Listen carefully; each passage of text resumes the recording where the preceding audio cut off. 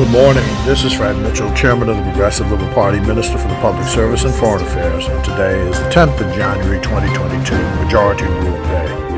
This is the anniversary of the first government brought about by one person, one vote, and with the African population being fairly represented in the government afterwards.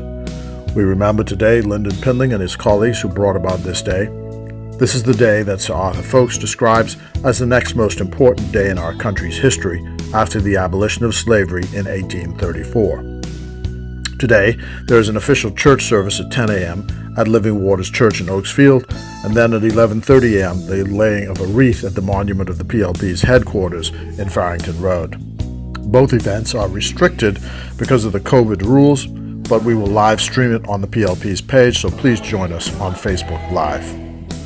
The wreath will be laid by the Prime Minister and leader of our party, the Honourable Philip Brave Davis. As this is Majority Rule Day, and we are now aware of the death and passing of Sir Sidney Poitier, the Bahamian American actor, writer, diplomat, producer, I want to pay tribute to him as well. I could not, in my wildest imagination, have thought it possible to call him a friend, but he was when he passed away. I was brought up as a Bahamian child of the 50s and 60s, with him looming large in the popular imagination. He did what no other Bahamian did, having won a Tony Award, then an Academy Award, then a Golden Globe Award. He is credited in the history of the world as being central to the broad acceptance of people of African descent as human beings.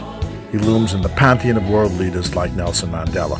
He was Bahamian. He was born in Florida, but everything about him was Bahamian. He grew up in Cat Island and then East Street.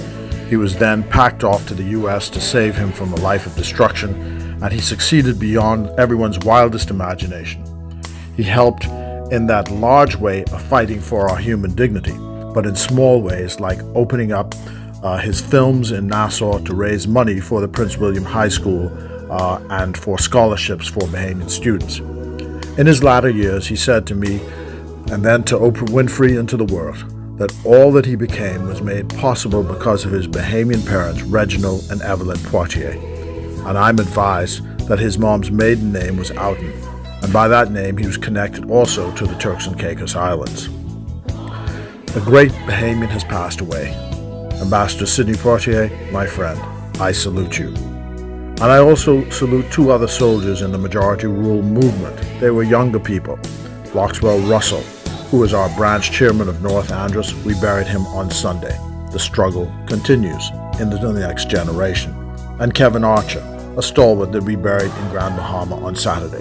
May they all rest in peace. So today, we remember all of them, and we remember especially Lyndon Pindling and his generation for leaving us such a rich legacy. Let us commit to carry on the struggle. A luta continua. The struggle continues. And on this day, Majority Rule Day, it is still, with the blessings of God Almighty, PLP, all the way. Nobody but Jesus. Oh, how I love to call on your holy name.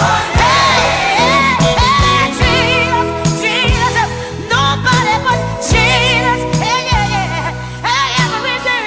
Speak a lot about being the outsider. What was that like for you during that time, being the only black man on the majority of the sets, being the only black man carrying that and all that meant? I thought it unfair. I mean, I knew that this color was my color, but I had no idea that it was a condemnation of me. It was going to stand in the way of my expressing myself in life as a human being.